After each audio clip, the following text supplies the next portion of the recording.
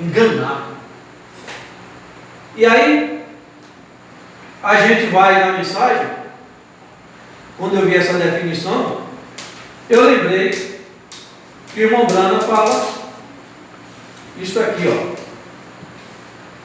no parágrafo da mensagem, desde então, parágrafo 104, ele diz assim: olha, eu sempre tenho dito que Satanás usa traje a rigor e uma cartola e carrega uma bengala sobre o seu braço. Para que ele faz isso? Para enganar.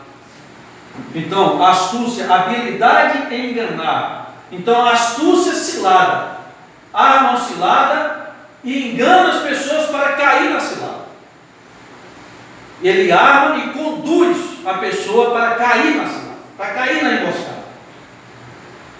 E Paulo diz aqui: para nós nos revestirmos da armadura de Deus, para que nós possamos estar firmes, estar seguros e firme contra essas astutas ciladas do diabo.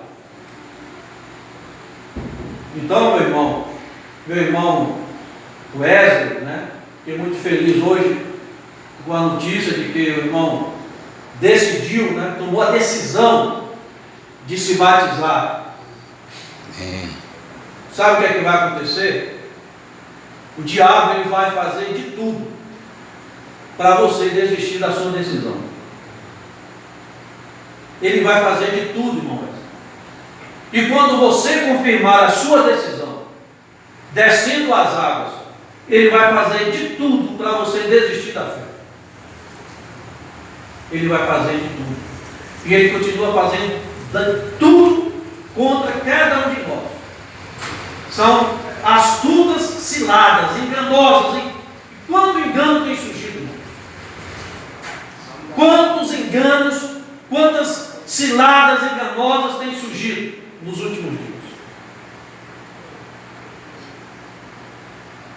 Mas Jesus Cristo nos livra de todas elas. Foi como Paulo disse, Paulo descreveu a sua luta, as ciladas que ele passou.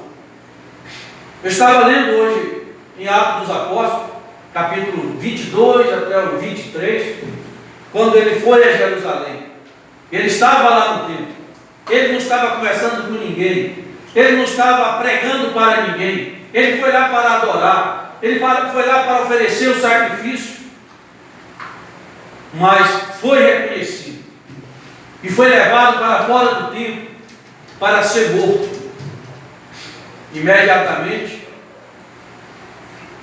Paulo foi protegido pelos romanos.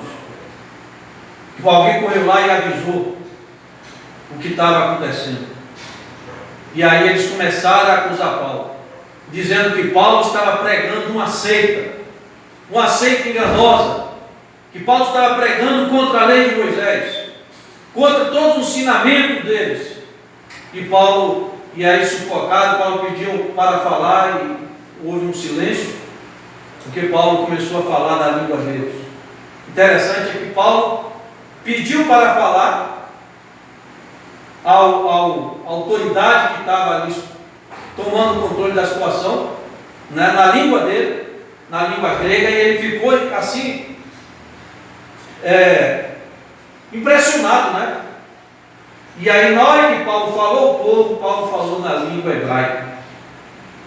E diz a Bíblia que quando ele começou a falar, mais o povo fez silêncio para ouvir o que ele estava falando.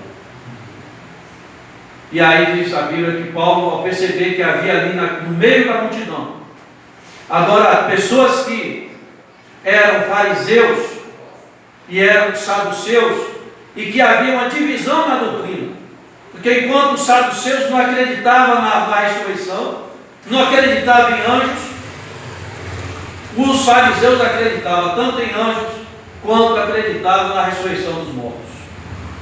Aí Paulo chegou ali e falou que ele era um fariseu, filho de fariseu. O que ele queria dizer com isso?